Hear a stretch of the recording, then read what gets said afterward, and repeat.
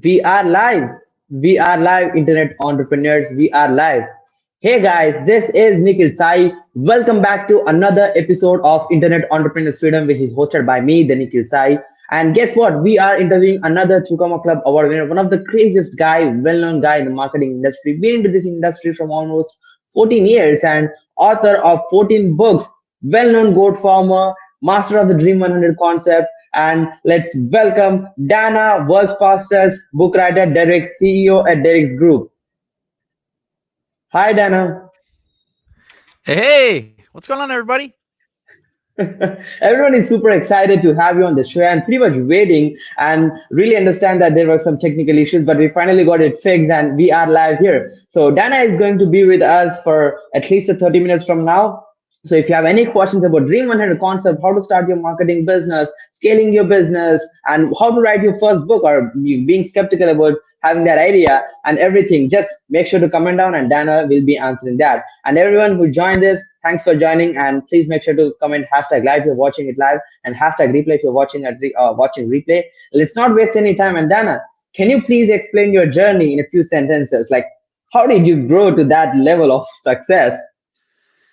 A lot of persistence. So it's like three things. It's educating yourself, it's putting in the work, and then it's surrounding yourself with the right people. Absolutely. Yeah, that's really interesting. That's really interesting. And Dana, like you are the guy, like almost you've written like 14 books. Like honestly, like people struggle to read a book in a week and you're writing a book in a week, which is crazy. Like I definitely mean that. Like how anyone can become like a 1 week author. Like how do you think that's possible for any human being right now? Yeah. So if you asked me if this was possible like a couple of years ago, I would have said no way. So it's totally cool if you guys are thinking that. Don't worry. But basically, the backstory on it is I was doing a cross-country road trip, and I was going to a business conference, and it was a 34-hour drive. I prefer to drive over flying usually, and so I hired a driver, and we were driving, and I'm like, all right, how do I justify this 34-hour trip? I said to myself, well, I'm going to write a book. I've got my next book outlined. I'm going to get it done in this trip, and it's going to be worth the whole thing and then some. And then 2 hours into the trip, I started getting car sick. I was typing on my computer, and then I had to shut my computer, and I was like, okay, this isn't good. So then I thought to myself, well, what else can I do? And I realized I could talk, and I had my book outline done. So I'm like, well, why don't I just try and talk it? So I did. And 6 hours later, I had the content of my book done. And I look over at my driver and I said, oh my gosh, I just wrote a book in 6 hours. And he was like, oh, that's cool. And kept driving. And he didn't know how awesome that was. But it's based on science though. I did some research on it, and your average professional typist can type about 50 words a minute. And your average human being that speaks can speak about 3 times at about 150 words a minute. So it's just science. You can talk 3 to 4 times faster than you can type. So I've been doing that ever since. Wow, that's awesome. So whoever is still struggling or just being skeptical to start out to type out all the words and worrying about grammar, just do it on a voice talk as Dana mentioned. That's awesome, Dana. And like I see like a lot of people are, like super excited about this one concept, which is the Dream 100. And I don't think anyone else can explain about the Dream 100 better than you, right? Like Dana, can you explain in a few sentences like what is the perfect way to Dream 100? Because we see a lot of people doing it in the wrong way. So what do you think is the perfect path line to do the Dream 100? Sure. So there's a few foundational principles that you need to follow in order to Dream 100 the right way. So the first is you have to make sure that it's individuals that are going to help you attain your goals that you're trying to Dream 100. Okay. So that's first thing is you got to get right on who you're targeting with it. The second thing is you have to create a never ending value exchange with those human beings. Okay. So what that looks like is you start with value. Okay. And even more so, like you can't put a condition on the value. So if you give a gift, you send something in the mail to them, or you offer to do something for free for them, or you do whatever it is, like you can't expect them to do something for you in return. Otherwise, you're going to get disappointed and you're going to become exhausted and burnt out and frustrated. So don't put an expectation or a condition on it. And then just keep doing it. Okay. So like I'll get to a couple examples of what I've done, but just make sure you have the right people. You're doing a value exchange, and you're continuing to nurture that, and you're doing that from. We lost you. My back. Yeah, you're back. You're back. Sorry. So yeah, that's awesome. Like one of the fastest way and easiest way to understand the Dream 100 concept, right? That's interesting. So Dana, like even I really struggle, or I have this idea of writing my own book and keep publishing it, and having all that cool stuff. Like the real hurdle everyone has inside their head. I know it's a mindset issue though, but like how to start their book, like how to start their first book, like where to exactly start. They know they want to write it, they know it's gonna, the outcome will be cool enough, but how to start, like where to exactly start. So the first thing is like giving yourself permission to write a book and to be an author. So a lot of people, it's hard for them to get past the mental like imposter syndrome or whatever it is. So first of all, like you can be an author. There are so many authors out there that should not be authors. It's like, I'm like, please be an author, to like drown some of them out, So give yourself permission. If you are truly an expert in whatever it is, the subject, you have an obligation to write a book on it. So that's the first thing. And then the next thing is you have to go about it like with a clear sort of systematic approach. So the first like few books I wrote, it was a nightmare. It took me 6 months or longer. And I stared at a blank, Word document with the cursor blinking, and that is just such a terrible feeling and way to go about it. So I didn't know that, like, how to go about it. I didn't want to use a publisher. I certainly don't recommend doing that unless you're already famous and rich. Then it's an easier way to do it, I guess. But you also don't need a ghostwriter. You don't need to spend a ton of money on it. Just know that you have pretty much everything you need. You just need to go about it the right way with the system. And I talk about a lot of that in my 1 week author book.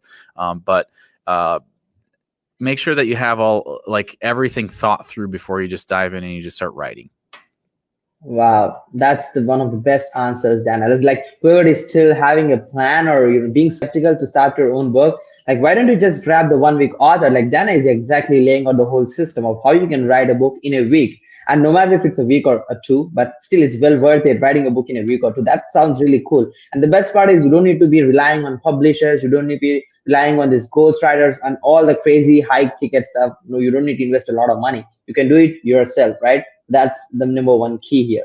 Absolutely, Dana. That really encourages a lot of entrepreneurs who have this idea of putting out their message in a formal way by having a book, right? And like I'm super inspired by your book and all the messaging you have. I'm gonna write a book myself really soon with all the systems you have in the 1 week author. And again, I saw RJ's story.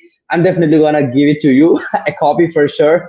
That's the right way to dream 100 you, especially, right? I love it. Awesome, man. Well, you're living proof. Look at this. You're doing awesome.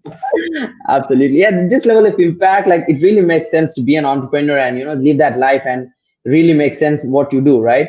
Absolutely. And then like I'm really curious. I'm seeing all these goat things around you, and I know that you're one of the well-known goat farmers. Like everyone is curious, especially in the marketing industry. Like you being a multi-million-dollar business and having multiple two comma clubs on your book, and like written almost 14 books and still continuing to do your farming business. Like can you tell us more about your goat farming business? Like how does that go in your day-to-day life? So I will say that my goat farming business is not quite as successful or as large as my marketing business, but basically, it's a fun kind of escape for me from the monotony and the day-to-day stuff that goes on. So I grew up on a dairy farm in Wisconsin, and I hated the hard work. I hated baling hay. I hated all the stuff growing up, getting up in the morning, all that. And so when I got to college and then I started my own company and stuff, I sort of missed the animals. And I got like, I don't know if you guys can relate, just, sitting in front of a computer for 16 hours a day, like after a while, it's like, geez, I gotta like, I need something to escape to. So yeah. So I got a herd of goats several years ago, and now those are kind of the mascot for my business. I mean, I've got on the side of my office building, I've got a giant goat mural, and I'm sure you've seen tons of goat stuff, and that's why I like to incorporate the goats in it, because it's different and it's wacky and unique, and people can relate to it. So wow, that really sounds interesting. And like like I'm also trying to implement some plans in my house just to bring that life into our own space, and like having goals. Like I think that's a great stress buster, and like it's a great way to detach ourselves from the whole business and be have some that peace where we can be more productive and think of the like the passion or the purpose where we are, right? It really makes sense to be in that way. That's amazing. And let's get into the next question, Dana. Like, what do you think are the three mistakes businesses make in 2021 and how to avoid them? Oh, good question. So I would say what comes to mind right away is number one, I think people have like in our space, especially, I think people are so overwhelmed with content and different opportunities and chasing things and buying the next thing. Like, I think they're just sitting on so much stuff that they're just not producing. So the number one mistake is, I talk about this a lot, is like, is your 80-20 backwards? So most people that aren't having results in what they're doing, that's because they're consuming 80% and they're producing only 20. If you like, that's a mistake. Flip that. Produce 80, consume 20. When I started doing that years ago, lots of things changed. So that's the first thing. Second thing is, I don't think people should assume that everything that worked last year is going to work this year. So I think there's a lot of innovating that's going to go on. The world is changing very quickly. So I think we all need to be on the cutting edge of that. And if you've been resisting a change of some sort, that is a huge mistake.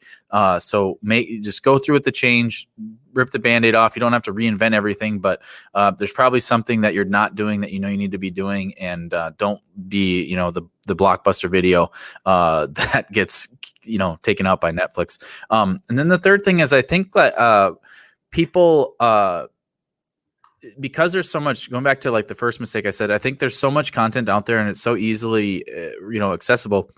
People think that they don't need to hire coaches, or they don't need to hire mentors, or they can kind of skirt around that, or they don't need to spend money to be successful. And it's just not true. If you look at almost everybody, like for example, like almost every single successful person in our space, or even anywhere, what do they all have in common? They all wrote a book, right? So don't take a shortcut. They have all had a mentor. They've all joined a program and they've completed the program. So like, I'm not telling you to go out and do anything crazy, but just if you've been doing this on your own, or you think you don't need some of that stuff, just look around. Success leaves clues, right? Like, who are you hanging around? Are they successful? Well, if they're not, maybe it's time to upgrade and invest in yourself and someone else, to surround yourself with people that'll level you up. Absolutely. Yeah, that's golden nuggets in a nutshell, guys. Like whoever is watching, three amazing tricks. You just need to follow them right now and implement that tricks into your business, so that you make sure that your business don't get busted out, and just be on that cutting edge of scaling it to the next level, following the Dana's thing. And just as we mentioned, like people have this broke mindset of not investing into everything, and they just say that these coaches try to make money out of it, but it's not true. Like there are some couple of people who do that, but as you said, like hanging out with the right people, like that really fix this thing. And when we win here, I think we can win in real life as well. And Amen. We definitely don't have a winner's mindset, because if we have that, we would be at a different level, right? So it's better to hang out with guy who already at that level, so that we can attract or manifest that position and be there very soon, right? Absolutely. Absolutely. Absolutely, Dan. I'm loving it. Absolutely. The value you're providing is amazing. And then I'm just curious, like as you're at this big level in your business and having all this cool stuff going around, multiple clients, doing big revenues, having a farming thing around, like you have a lot of tasks to do. Like what are the tools like how do you manage your day-to-day tasks for productivity? Like how do you get a lot of things done in a quick time? That's a great question. And that's something that I've struggled with, and I have not I wasn't blessed with being very organized. So I've had to work on this a lot. So before I say what I do, I want you guys to know that more important than finding tools or strategies to be productive is creating a schedule for yourself that you not only can live with, but that you enjoy. Okay. So like the days of, I should add this to the last question about mistakes, the days of like working 16 hours and then seeing your kids for 20 minutes and then not even seeing your spouse, like those need to stop. Like we have to stop. Like less is more. 2021 should be the year of less is more. Okay. So what I mean by that is make sure you design your schedule and all of this stuff in a way that serves you and your family. All right. So don't have it be set up like to maximize your like revenue for your business, and then there's nothing left for yourself or your family. Does that make sense? So with that being said, the number one productivity tool that I personally use every single day is a Trello checklist that I've created that has basically blocks. So it's like certain specific times for certain specific tasks. It's set for about 4.5 hours a day. So I really work part-time, which is awesome. But sometimes I work longer than that, and that's because I want to. But I don't have to work more than 4.5 hours a day. So what is cool about it, the way I've set it up, though, is that I get more done in 4.5 hours than probably most people do an entire week. So with that being said, there's no reason you shouldn't go create your own schedule. And I'm telling you, like, it's very imperative to have this stuff like blocked out if you're having problems getting productive, because that will keep you online or it'll keep you in a straight line moving forward toward your goals, and it won't let other things get in the way. Yep, absolutely. I definitely agree. And Trello is the tool Dana uses to manage all of his pretty basic tasks. And I think like super like simple, right? Nothing like magical science or right. So like everyone really be in that situation to thrive and make a lot of money and be that like jazzy guy who does everything 24/7, working on multiple things at a time. But as you said, it takes them nowhere, right? Like you see people who have done a lot of big things, they mastered the art of managing their tasks in the right way, and they don't do multiple tasks at one time. They only take 3 to 5 decisions, as you said. They work part-time.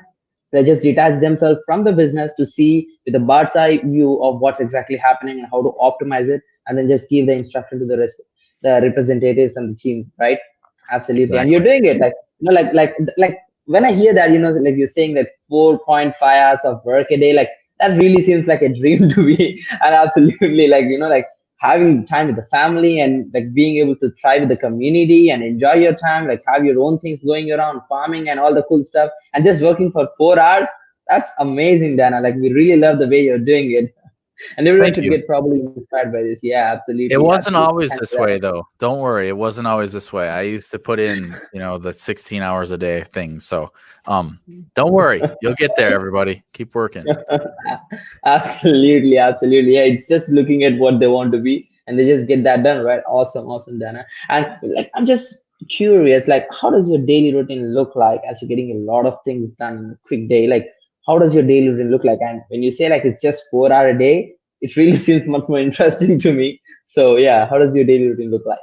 Yeah, I mean, so so like, where do you spend the other hours, Dana? Like, okay, that sounds cool, but like, what are you doing with the rest of the day? And like I said, I do work a lot of times more than 4 hours a day, but it just depends on if I'm enjoying the task or if I have stuff that I want to keep doing or not. But daily routine, I have like, you always have to have a non-negotiable. And for me, that's working out. Like if every morning I have to work out for at least an hour. And if I don't get my workout in, aside from like, you know, weekends or something, like I will not be productive that day. Like I won't feel good about it. Like it's just, so that's a non-negotiable. If you have something like that, whether it's reading, meditating, working out, going for a walk, whatever, spending time with family, making a call, whatever. So that's something that I always do to start the day.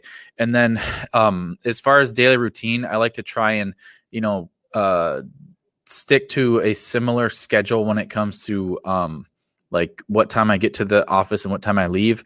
That does fluctuate sometimes depending on, but that's very helpful. It helps with the family unit as well, so that their expectations are pretty met. And then I also make sure to spend some quality time every day with the family at the end of the day, because I like to end the day on a good way as much as possible.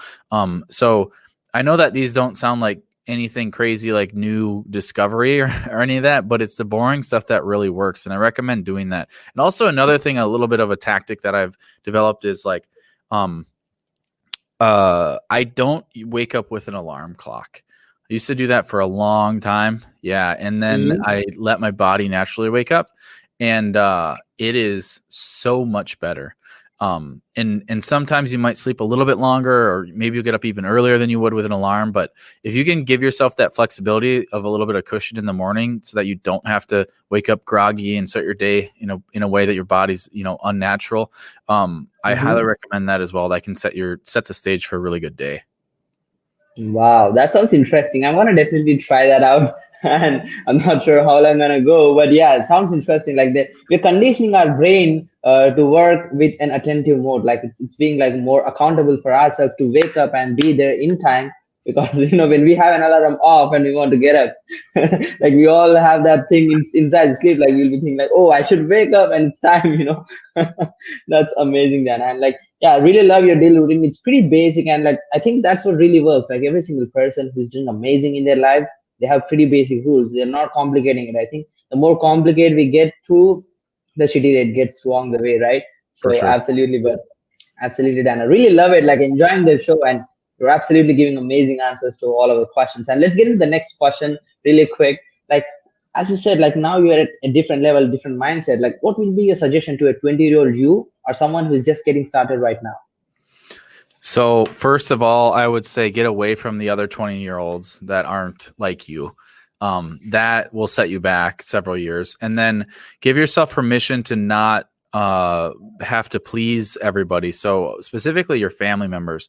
Like there are going to be family members that do not get what you do. They're not entrepreneurial like you, and they will, in their own way, try to protect you from making a mistake. And in turn, what they're doing is they're actually hurting you and they're holding you back. So give yourself permission to be different, to go out there, to go do it, prove people wrong.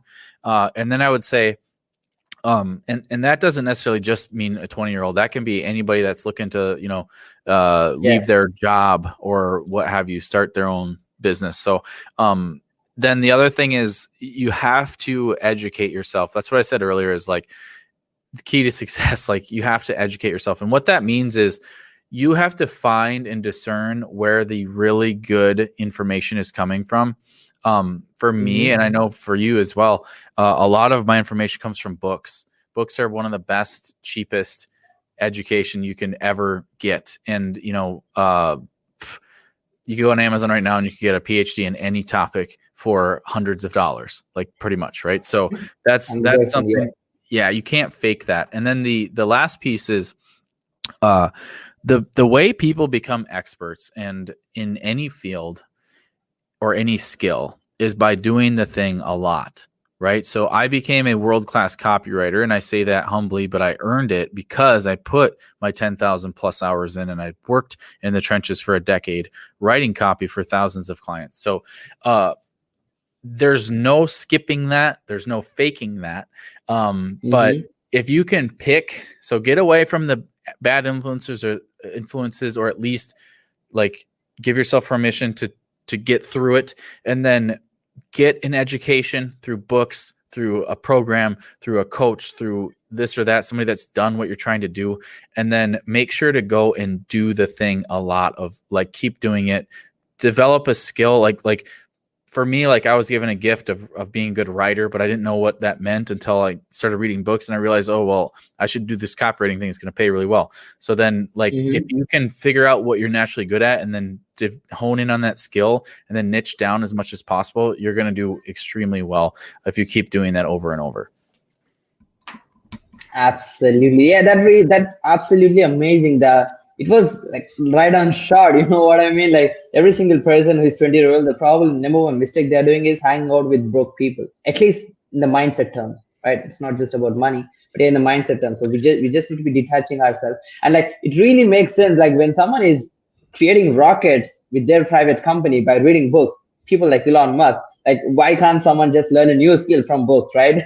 So yeah, like I think books are the number one way to go to learn a new skill or acquire new knowledge or be a knowledgeable person and understand like his own circumstances on how to behave. And like my life completely turned out. I was a student at college who doesn't know anything, who's just dreaming of having a job when I get older and older. But right now I'm an entrepreneur, and the transformation is only possible.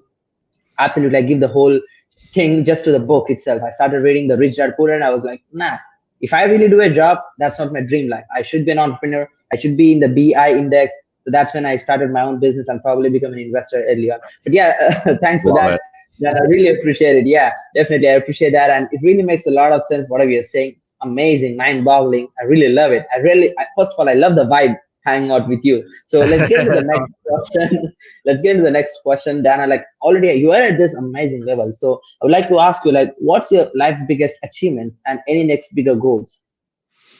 So definitely like personal life wise, like getting married, becoming a dad, that it's Hmm. unreal. I wasn't like the person growing up that's like, oh, I can't wait to be a dad and like a family man. Like that never was really on my radar until it happened. And then it was like, wow, this is pretty sweet. But as far as like business wise, obviously I've won a lot of awards. I've done some really cool things. I and quantify like some of the biggest achievements. Right here, I'm gonna drop them, but Hmm.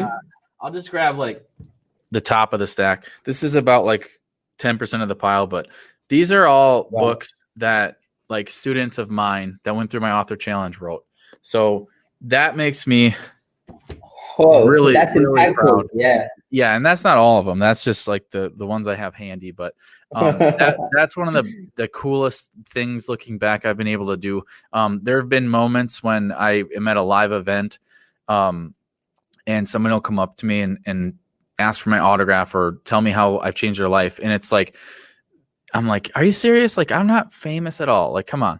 And I think back to like when I was that 19-year-old kid living in my apartment, broke and wanting to give up, and like something just told me to keep going and I didn't know why, and it sucked a lot along the Hmm. way. And then finally you have those moments and you realize, wow, this was worth it, that like you're actually doing something.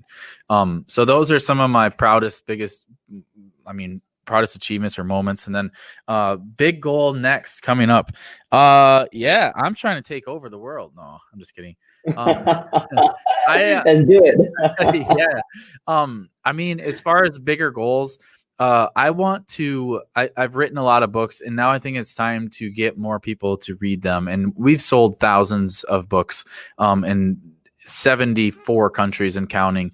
But I know that I can impact more people by selling more, or getting more readers throughout the world. So my goal is to get a lot more people to read my books in the next year, and help transform a lot more lives. Because even if all they ever do is buy a book from me and it changes their life and it changes their family's life and their little circle they're in, books are a way that it really adds up. And because I can't be everywhere, I can't coach everyone, but my books Agree. can. Yeah.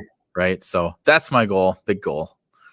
Absolutely, and you'll definitely achieve that. Like we see the potential in you, Dana. Like you can really do it, and like I really like. I still admire that thing. Like you've written 14 books and all the great books, including the one which you have written right now, One Week Author, and changing people's life, like helping them to become an author and just putting out themselves like they're messaging the right way with a book in just a week. I think that's amazing, and hope you'll achieve all the big achievements which you want to, and let's take over the world as soon as possible as well.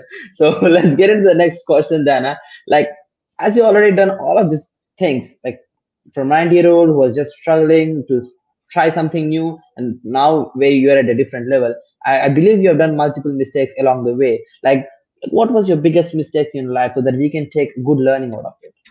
Wow. So that is one heck of a question. By the way, Mhm. guys, I think that's a brilliant question. You're a very good interviewer. I really am enjoying this. And one of the Thank things you. that, Means a lot. that I recognized early on in college is like when I started reading books, not textbooks, but books I would buy, right? Business books, Hmm. and is Hmm. learning what people do wrong is almost sometimes more valuable than trying to figure out what they did right. So, one of the biggest mistakes in I've made in my business is trying to build something huge and massive that I didn't really actually want. So what I mean by that is like I had aspirations to be a billionaire growing up. I'm like, I want to be a billionaire. It'd be sweet. And then I That's got a in. great tag to have. Yeah, right. Yeah. But then I started researching what it would be like to actually be a billionaire, and then like meeting some and like, getting into those tables and discussions. And I realized that doesn't look that great. So with that being said, like for a while I was running a company and trying to grow it as big as possible. And I would go around saying, well, I got 8 full-time employees in my office. And like, but I also was miserable for a lot of it. And and so I didn't design my business in a way that it served me and my family. I designed it in a way that I was trying to compete with everybody else and trying to go for the biggest, like my measuring stick was wrong. Right. So I've come to terms with and reflected on it. And I do not want to be a billionaire. If anybody out there wants to be, go for it. Be my guest. I know some people that are going to be very close friends of mine, and I support them fully, but I don't want that. It's not I want to be the dad that's there at the game. So to me, that's one of the biggest mistakes I made in my business is just not structuring it in a way that was going to make myself and my family happy, instead of chasing Money. But that really makes sense, Dana. Like a lot of people still want that tag, and it really sounds cool either. Like who don't want to become a billionaire? Everyone want to. But when you really understood like what will be like your life when you be a billionaire, you didn't like it and you didn't love the outcome. So why try it, right? And you detach yourself and you love what you're doing right now, just working 4 hours a day, which is cool enough, and having time with your family, doing your own things. It's much purposeful than becoming a billionaire and doing nothing or not being happy, right? That really makes a lot of sense. Absolutely, exactly. brother. So, Dana, like, would you like to mention any key inspirational people inside your success, like key people involved in your success?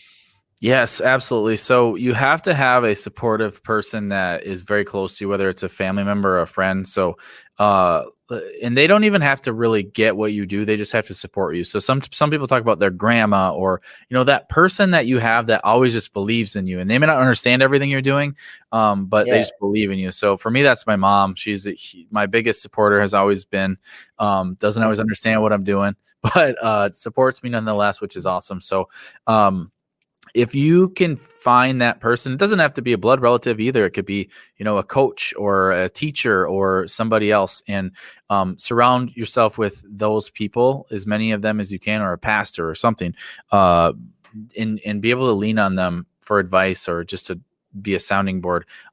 That is going to be a huge foundation for you. Absolutely. I definitely agree. Like when we have some kind of, like difficulties to take a decision, when we have people around us saying like, you can do it, no matter what they get it or not, they still say you can do it. And that really pushes us to a next level where we can achieve anything. Like, you know what I mean? Like that's definitely doable. And like, I really believe like in entrepreneurial journey, like moms play a key role, and all credit to them, right? That's awesome. And like, Dana, let's get into the like pretty sweet question. Like everyone would like to know about this. Like, where can our audience find your mentoring? Like, what kind of offers do you have? Because you are an amazing guy. A lot of people who are watching it may need to contact you, or start working with you, or be an author with your help. Like, how does that go? Well, thank you. I appreciate the kind words. And anybody that wants to join, get into my world, I've got a number of different ways to do it. If you go over to d100.com, that's d100.com. There's a bunch of free resources. There's a Dream 100 podcast, Dream 100 book, challenges, launch program. There's all sorts of cool stuff. Otherwise, you could also head over to danaderricks.com. That's DANADERRICKS.com. You can see all of the things I offer. Jump into my world, consume some of the stuff, and get more nuggets, I guess, over there. Awesome. Yeah, these are pure golden nuggets. And I would love to mention all the links in the comments after this session ends. So hopefully people who need help with or want to become One Week Author, just go for it. Just visit oneweekauthor.com and grab the book. You'll never regret it for sure. So make sure to give a copy to Dana as well. He'll love it, and he'll just have it on the wall for sure. So that's awesome, Dana. Like before we conclude, any last words? So I think anybody watching this, like I said, success leaves clues, and you've done a phenomenal job of putting this show together. I can tell you as a guest, it's been great. And anybody that's watching, just follow what you're doing, what what you've put together here. You've put yourself out there. Obviously you've probably tried a bunch of things that didn't work. Right. And I think Yeah, like we all have that in common. So flip your 80-20, Mhm. start producing. If 10% of what you do works, that's a win. Okay. So think about it this way. Professional baseball players, when they go up to bat, the best of the best, like 3 times out of 10 might get a hit or a double or something, right? What does that mean? That means like 7 times out of 10, they're not getting a good result. Does that mean they quit? No. That means they have to go to No. the bat more. So, we're living proof right here. You're seeing it. We're just a little bit further up the road than you, maybe. Just keep doing more stuff, and good things are going to happen. And put yourself out there, like you have, and I think everybody's going to do really well eventually. Absolutely, Dan. I really love it. And thanks for the kind words about this show. We really love it. And yeah, it's about like, again, like everyone, just flip your 80-20. Just start producing, just start putting your message out there, because everyone is just trying to shout out loud, but it's all about standing out, right? So when you put your message, when you don't even put out your message and just, blaming other people of not buying your product or service, that doesn't make any sense. You should be putting out your message as mentioned. So 80% workout, 20% just listen to other people. And again, Dana, thanks for this amazing opportunity. It was absolutely one of the best interviews I've ever done, and I'll definitely remember this. Love it. Thanks for the amazing opportunity again, and hope everyone enjoyed it. And anyone who wants to read book, just go to oneweekauthor.com and just grab the book and connect with Dana Derricks for sure. He's gonna help you. And please stay connected for the next interview. And hopefully, when you get to that X level, we'll hop on another interview with you, Dana. Looking forward. Thanks for the opportunity again. Cheers.